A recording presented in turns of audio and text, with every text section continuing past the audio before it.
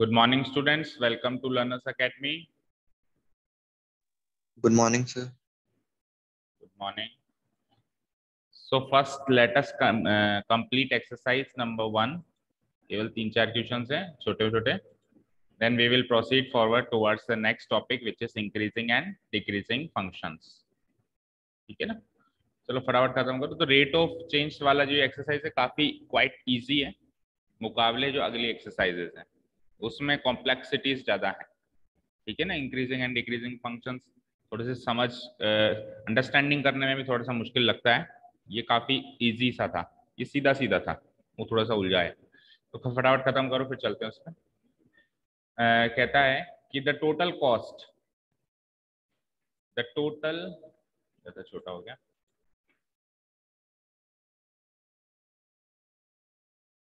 दिख रहा है? 14 वाला नहीं हुआ हो तो क्या? सैंड इज पोरिंग लास्ट में जाते जाते बताया था ना, एक हीप बनाता है, कॉनिकल हीप. हो गया ना? ठीक है. Question number 15. The total cost C of X, देखो in rupees associated with the production of X units of an item. Suppose करो ये फैक्ट्री है, उसमें कुछ यूनिट्स का प्रोडक्शन चल रहा है. कितने यूनिट्स का प्रोडक्शन चल रहा है? एक्स यूनिट्स का. X can be anything, 50 units, 100 units, 1000, 10,000 units, anything. तो ऑब्वियसली जब अपन प्रोडक्शन करेंगे, प्रैक्टिकली समझो चीजों को, जब अपन प्रोडक्शन करेंगे, मान लो आप एक फैक्ट्री ऑनर हो, आप प्रोडक्शन करोगे तो उस पर कुछ कॉस्ट आएगी. कॉस्ट का मतलब है आपने फैक्ट्री चलाई, इलेक्ट्रिसिटी बिल आया, लेबर हायर करी आपने, मशीनरी आई. तो जो भी आप प्रोडक्शन कर रहे हो उस पर कुछ कॉस्ट जनरेट हो रही है. तो अब वो कॉस्ट किस किस पे डिपेंड करती है? वो अलग अलग सिनेरियो में डिपेंड करता है. भाई कोई ऐसी फैक्ट्री होती है जिसमें कॉस्ट किस पे डिपेंड करती है? किसी एक फैक्टर पे डिपेंड करती है. कहीं पर किसी चीज दूसरे फैक्टर पे डिपेंड करती है. यहाँ पे किस पे डिपेंड कर रही है? Production of X units. जितने ज्यादा यूनिट्स प्रोड्यूस करोगे उतनी कॉस्ट बढ़ेगी. किस पे डिपेंड कर रही है? सीधे सीधे एसोसिएटेड है प्रोडक्शन ऑफ एक्स यूनिट्स. मान लो 50 यूनिट्स प्रोड्यूस कर रहे हो तो उस हिसाब से कॉस्ट लगेगी. 50 की जगह 50,000 यूनिट्स प्रोड्यूस करोगे तो उस हिसाब से कॉस्ट लगेगी. तो एक फंक्शन बना दिया कॉस्ट का, cost of X equals to this. अब इसमें जैसे मान लो आपने 50 यूनिट्स प्रोड्यूस किए, तो यहाँ पे एक्स की जगह 50 पुटअप कर दो हर जगह, जो भी आएगा आंसर वही आपकी टोटल कॉस्ट होगी. ठीक है, कॉस्ट का फंक्शन बना दिया. दैट मीन्स अगर मैं इसको ग्राफिकली ड्रॉ करूं तो यहाँ पे x, यहाँ पे सी ऑफ एक्स, यहाँ पे x और यहाँ पे सी ऑफ एक्स. मान लो ऐसा कोई ग्राफ बना दिया गया.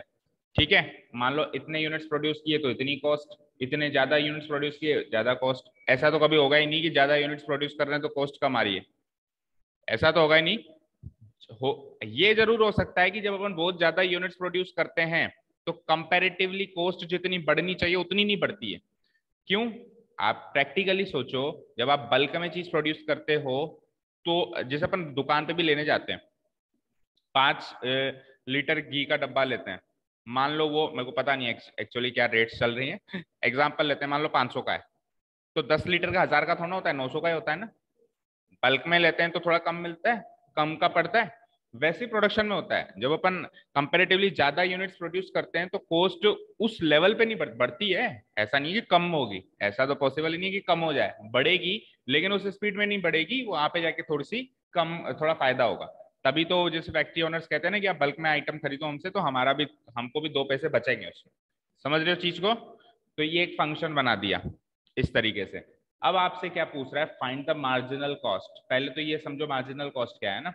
व्हेन 17 यूनिट्स आर प्रोड्यूस्ड, जब 17 यूनिट्स प्रोड्यूस करेंगे तो मार्जिनल कॉस्ट कितनी है? मार्जिनल कॉस्ट का मतलब है कि जब 17 यूनिट्स प्रोड्यूस मैं कर रहा हूं तो 17 से जैसे 18 आऊंगा तो कॉस्ट में कितना मार्जिन होगा, that is marginal cost. Cost कितनी बढ़ जाएगी? मान लो 17 यूनिट्स पे तो मेरी कॉस्ट है कुछ, है ना, और 17 से जैसे ही मैं 18, 1 यूनिट ज्यादा मैंने प्रोड्यूस करी तो मेरी कॉस्ट कितनी बढ़ गई? इन दोनों का जो मार्जिन है दैट इज मार्जिनल कॉस्ट. इन दोनों का जो डिफरेंस है, एक्चुअली कितनी कॉस्ट मेरी बढ़ी. तो ये देखो कॉमर्स के टर्म्स में चलोगे तो बहुत सारी चीजें, फिर तो वो बहुत सारी चीजें, अगर अपन कॉमर्शियल टर्म्स में चलेंगे तो यहाँ पे अपन एक्चुअली साइंटिफिक टर्म्स में चल रहे हैं. जब देखो अपन साइंटिफिक टर्म्स में पढ़ते हैं तो अपन कॉमर्स की पूरी चीज अप्लाई नहीं करते। सिमिलरली जब अपन कॉमर्शियल टर्म्स में पढ़ते हैं, जैसे कॉमर्स के स्टूडेंट्स होते हैं, तो वहां पे मान लो कोई साइंस का कॉन्सेप्ट आ गया, तो थोड़ा पूरी साइंस के कॉन्सेप्ट अप्लाई कर सकते हैं वहां पे, छोटी मोटी बस ऊपर ऊपर से बातें अप्लाई होती हैं। सिमिलरली यहाँ साइंटिफिक कॉन्सेप्ट में कॉमर्स का कॉन्सेप्ट आ रहा है, तो छोटी मोटी बात हमको सोचनी पड़ेगी। कहने का मतलब है मार्जिनल कॉस्ट कुछ भी नहीं है, rate of change of cost है। बोलने का तरीका बस चेंज हो गया। Rate of change of cost, cost कितनी बढ़ रही है रेट बता दो बस आप। तो 17 से जैसे 18 यूनिट हुई तो कॉस्ट कितनी बढ़ी, उसकी स्पीड क्या है बदलने की, है ना। यानी जो अब तक निकाल रहे थे वही है। तो इस लंबे चौड़े चीज का सार यही है कि ये सी ऑफ एक्स एक फंक्शन गिवन है, आप simply d C by d X निकाल लो, डिफ्रेंशिएट करो both sides with respect to X. जो आंसर आ जाए वो एक्चुअली सी ऑफ, जो आंसर आएगा इसका मतलब इस चीज को मैं क्या लिख सकता हूँ, सी डैश एक्स, उसमें एक्स की वैल्यू 17 यूनिट्स पुट कर दो, यानी सी डैश 17 निकाल लो, बस दैट्स इट। ठीक है, एक में करवा देता हूँ। अगला वाला बिल्कुल सेम है फिर, रेवेन्यू। रेवेन्यू क्या होता है पता है, मीनिंग वाइज तो देखो सब पता होना चाहिए। क्या होता है रेवेन्यू, बोलो ना। रेवेन्यू टैक्स एक तरह का टैक्स होता है, लेकिन रेवेन्यू टैक्स नहीं होता। व्हाट इज रेवेन्यू बोलो मनीष, राजा आपको तो पता होगा। आमदनी। आमदनी गलत, आमदनी तो इनकम होती है। Revenue is different from income. जब अपन बच्चे होते हैं ना तो अपन रेवेन्यू को इनकम ही मानते हैं। फॉर एग्जाम्पल राजा आपके पापा की काय की शॉप है, आपके पापा की शॉप है क्या है, ब्रोकर्स हैं। मान लो किसी के पापा की शॉप है ना, पापा ऐसे घुमाने ले गए, है ना, बिठा दिया काउंटर पे जहाँ पे पैसे आते हैं, तो वो जो पैसे आ रहे हैं वो सारे आते हुए पैसे अपने को क्या लगता है ये हमारी इनकम है। बचपन में एक छोटे बच्चे को ये लगता है जो पैसे आ रहे हैं वही हमारा आज का प्रॉफिट है। 10,000 रुपये आए तो 10,000 लगता है आज की कमाई है, लेकिन एक्चुअली 10,000 में से 9,000 की तो 8,000 की तो कॉस्टिंग है। वो आइटम खरीदने भी गए होंगे पापा जी, दिए भी होंगे वहां पे पैसे, है ना। उस टाइम वो बच्चे को ले नहीं गए कि लग भी रहे हैं। अब जब आ रहे हैं तब बच्चे को दिख रहा है। अच्छा, शॉप को मेंटेन किया हुआ है, मान लो रेंट आ रहा है शॉप का, मान लो इलेक्ट्रिसिटी, मान लो लेबर लगा रखी है, नौकर लगा रखा है, तो वो सब कॉस्टिंग काट के तो जो 10,000 आता है that is revenue, that is revenue which is absolutely different from income. Revenue में से कॉस्ट माइनस करोगे तब इनकम होती है, इस रेवेन्यू में से कॉस्ट को माइनस करोगे दैट इज इनकम। ठीक है मनीष, वो रेवेन्यू टैक्स होता है। रेवेन्यू टैक्स, रेवेन्यू टैक्स क्या होता है कि जो पैसा आ रहा है, जैसे 10,000 आ रहे हैं ना तो उस पर कुछ टैक्स देना है, that is revenue tax. Upon short में कह देते हैं रेवेन्यू। रेवेन्यू का मतलब है आवक, जो पैसा इनफ्लो हो रहा है दैट इज रेवेन्यू। आपके आइटम्स को सेल करने के बाद, प्रोडक्ट्स को सेल करने के बाद जो इनपुट आ रहा है दैट इज कंप्लीट रेवेन्यू। उसके अंदर कॉस्ट घटाओगे दैट इज इनकम। तो एक होता है इनकम टैक्स, एक होता है revenue tax. Income tax income पे लगता है। मान लो आपने 10,000 का आइटम बेचा तो पैसे कितने आए, 10,000। तो जो इस पे टैक्स लगेगा 10,000 की रकम पे दैट इज रेवेन्यू टैक्स। मान लो इसमें से कॉस्ट थी आपकी 9,000 और बचत कितनी हुई 1,000, तो जो इस 1,000 पे टैक्स लगेगा दैट इज इनकम टैक्स। ये इनकम है, वो रेवेन्यू है, उस पर भी लगता है, इस पर भी लगता है। व्यापारी आदमी को हर जगह टैक्स लगता है, ठीक है ना। रेवेन्यू पे अलग लगता है, जिसको आजकल अपन जीएसटी कहते हैं। पुराने जमाने में रेवेन्यू लगता था, आज प्रोडक्ट सेल करते ही जीएसटी लग गया ना। ऐसा थोड़ा ना देखा जाता है कि उसके अंदर से इनकम कितनी है, वो तो बात की कैलकुलेशन है। प्रोडक्ट सेल करते ही जीएसटी लग गया टोटल रकम पे। जैसे आपका बिल बना, बिल पे 18% जीएसटी जोड़ते, तो जो बिल टोटल बना वो तो रेवेन्यू है ना। नहीं, वो प्रोडक्ट टू प्रोडक्ट डिफर करता है। प्रोडक्ट टू प्रोडक्ट 5% रेंज वाले भी हैं, 10 वाले भी हैं, 12 वाले भी, 18 वाले, मैक्सिमम 18 है। हाँ, कपड़ों में भी फिर प्रोडक्ट टू प्रोडक्ट डिफर करता है। टेक्सटाइल पे अलग है, रेडीमेड पे अलग है, या जहां से आप ला रहे हो उस पर डिपेंड करता है। आप डायरेक्ट फैक्ट्री से ला रहे हो अलग है, आप ट्रेडर से ला रहे हो अलग है, होलसेलर से ला रहे हो अलग, बहुत सारी चीजें हैं। वो किसी सीए के पास बैठना पड़ेगा सब कुछ समझने के लिए, ठीक है ना। समझ में आया सब कुछ। तो रेवेन्यू ऑफ एक्स भी एक फंक्शन बता दिया, सेम टू सेम वही D R by d X निकाल लेंगे यहाँ पे। वही मार्जिनल रेवेन्यू मतलब change, rate of change of revenue. Marginal revenue का मतलब क्या हो गया यहाँ पे, rate of change of revenue. वहां पे मार्जिनल कॉस्ट का मतलब क्या हो गया, rate of change of cost. ये वाला करवा देता हूँ, ये वाला कर ही लोगे फिर। चलो स्टार्ट करो। Here total cost, total cost जिसे कह दिया C of X, total cost जिसे कह दिया C of x,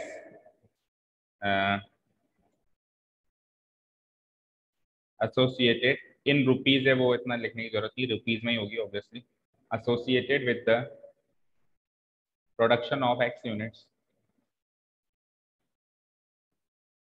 production of X units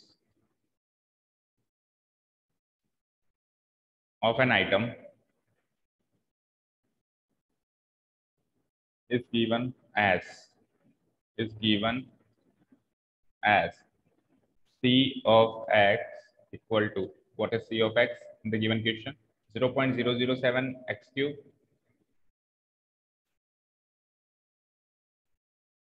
minus 0.003 x square plus 3x plus 4000 ये given है।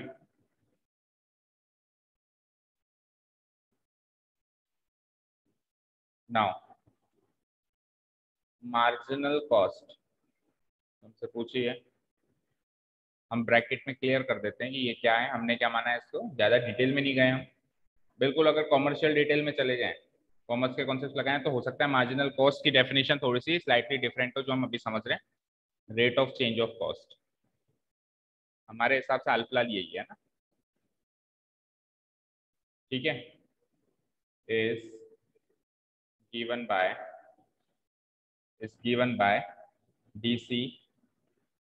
डीसी बाई डी एक्स और सी डैश एक्स, कैसे भी कह सकते हैं आप इसको, ठीक है। इसको इक्वेशन नंबर 1 मान लूं अगर मैं, तो differentiating equation number 1 with respect to X, चाहो तो इक्वेशन फिर से नोट डाउन कर लेना, चाहो तो सिंपली लिख लो differentiating equation 1 with respect to x, we get dc by dx, c dash x था वहां पे LHS में, तो dc by dx लिख लो, या फिर क्या कहा मैंने, c dash x भी लिख सकते हो, वो c of x की फॉर्म में, तो आप c dash x लिख लो, चलो है ना, इक्वल टू 0.07007 एक्स क्यूब, क्या करोगे 3 नीचे आ जाएगा और पावर रह जाएगी 2, तो 3 इंटू, 3 तो आ गया नीचे, 3 इंटू 0.007 और एक्स क्यूब में से क्या रह गया 3 माइनस 1 हो गया, आगे है माइनस 2 तो आ गया नीचे, इंटू क्या है 0.003 और एक्स स्क्वायर था 2 माइनस 1 कर दिया, प्लस 15x है, प्लस 15 इंटू एक्स की पावर, एक्स का डेरिवेटिव 1 ही होता है ना, लास्ट में 4000 तो क्या हो जाएगा प्लस 0, ठीक है।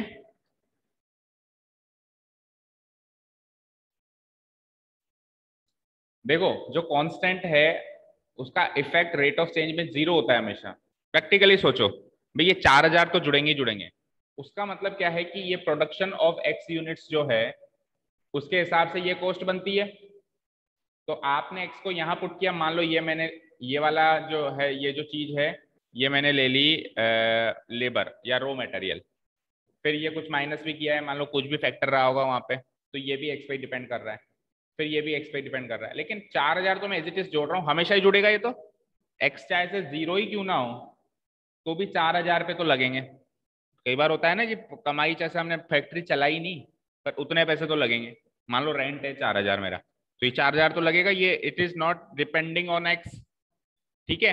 तो जब 4000 लगेगा ही लगेगा, तो एक्स बढ़ेगा तो भी 4000 लगेगा, एक्स घटेगा तो भी 4000 लगेगा, तो इसका कोई इफेक्ट नहीं है ना रेट ऑफ चेंज पे, इसीलिए एफ डैश एक्स में ये 0 है, इसको कोई इफेक्ट ही नहीं है, समझ रहे हो बात को, भाई 4000 तो लगेगा ही लगेगा, तो इसका कोई इफेक्ट ही नहीं है, ये ना तो बढ़ा रहा है ना कम कर रहा है, इसलिए एफ डैश एक्स में इसका इफेक्ट क्या है 0, उसका इफेक्ट है, इसका इफेक्ट है, इसका कोई इफेक्ट ही नहीं है क्योंकि फिक्स्ड है, ठीक है। प्रैक्टिकली भी जब हम चीजों को सोचते हैं ना तो चीजें फिर याद होती चली जाती हैं, बजाय के रटने के, है ना। 3 इंटू 0.007 करना multiply 0.021 x square minus 2 into 0.003 0.006 x plus 15 plus 0 को ऐसे छोड़ दो, तो ये आ गया मेरा C dash X. Now marginal cost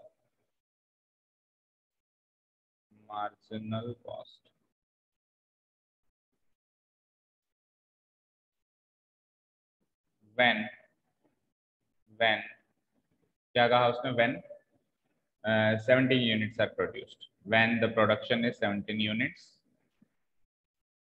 when the production is 17 units is given by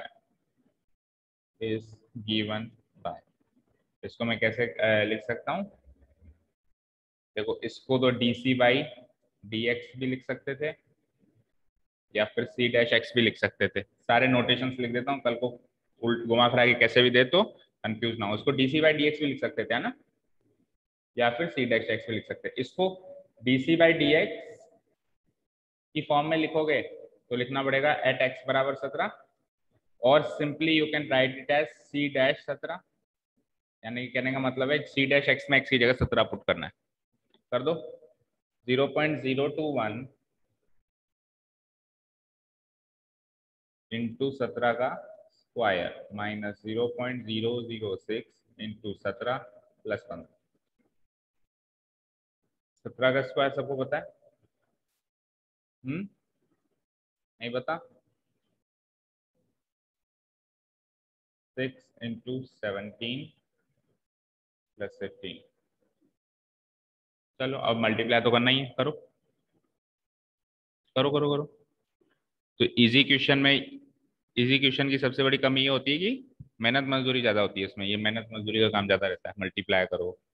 triple question में फिर मेहनत मजदूरी नहीं देते सारे। अब एक ही चीज मत करो, 0.021 इंटू 289 तनिषा कर रही है, तो आप लोग एक जना ये भी करो, पर वो तो खैर इजी ऐसे ही हो जाएगा। 0.006 इंटू 17 की टेबल ही तो बोलनी, करो चलो।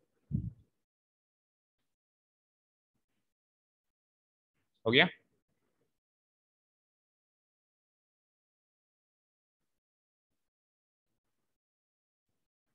सोचो अगर 21 की टेबल याद हो तो कितना आसान होता।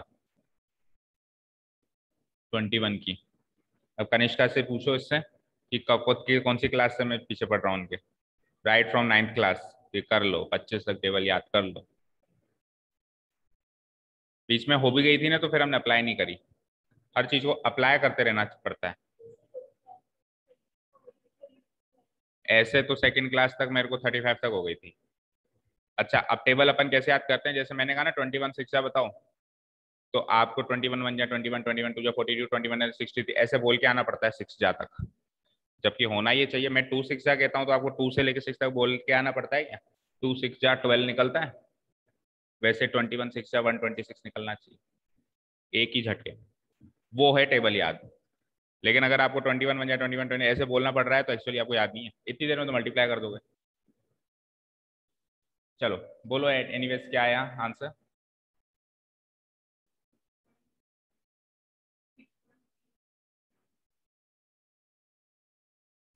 069 माइनस उधर 17 6 जा तो पता ही है,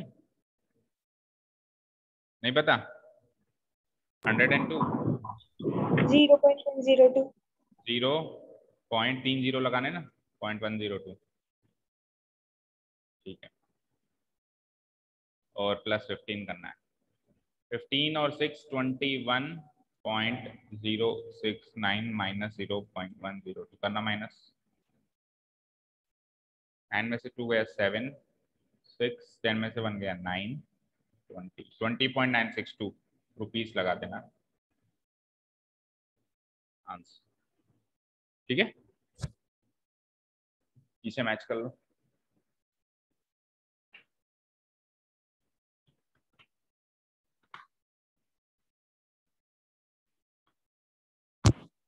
ठीक है, रुपीस पर 1 पर एक्स लिख सकते हो या पर 1 यूनिट ऑफ एक्स, जैसे 17 से 18 यूनिट हुई, एक्स 1 यूनिट बढ़ी तो आपकी कॉस्ट इतने यूनिट इतने रुपीस बढ़ जाएगी, 20.967।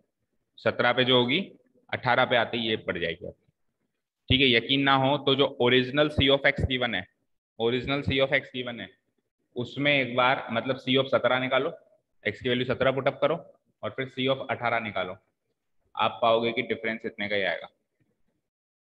17 से 18 यूनिट जैसे कॉस्ट बढ़ हमने प्रोडक्शन बढ़ाया तो इतनी कॉस्ट हमारी बढ़ जानी, ये आएगा।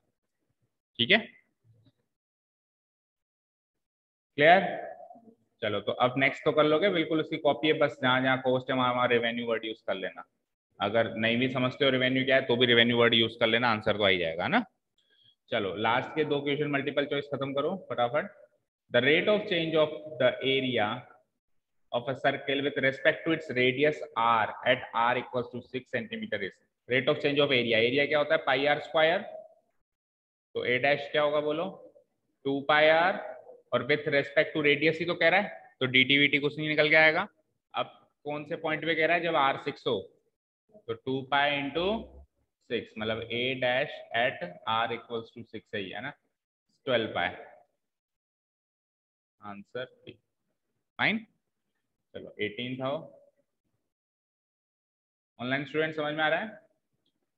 वापस रेवेन्यू वाला क्वेश्चन आ गया। Revenue is equals to this, marginal revenue पूछते हैं एट एक्स इक्वल्स टू 15। पहले आर डैश एक्स निकाल लूंगा मैं, बताओ सी एक्स स्क्वायर का 6x, 3x स्क्वायर का 6x, 36x का 36, 5 का तो 0 ही जाएगा। यहाँ पे x की वैल्यू 15 पुटअप करनी है, 15 6 90 प्लस 36 120 हो जाएगा। ठीक है, चलो तो यहाँ पे हमारा रेट ऑफ चेंज खत्म हो चुका है अच्छे से। कोई डाउट हो तो पूछो, नेक्स्ट टॉपिक शुरू करते हैं, इंक्रीजिंग एंड डिक्रीजिंग फंक्शंस। और जैसा कि आप कह रहे हो कि पहली एक्सरसाइज तो ओमिटेड है, तो एक्चुअली आपका एग्जामिनेशन पॉइंट ऑफ व्यू से चैप्टर यहाँ से स्टार्ट हो रहा है इस साल के लिए। ठीक है, तो नेक्स्ट फ्रेश पेज से हेडिंग डालिए increasing and decreasing functions, and before that leave the meeting and join again online students.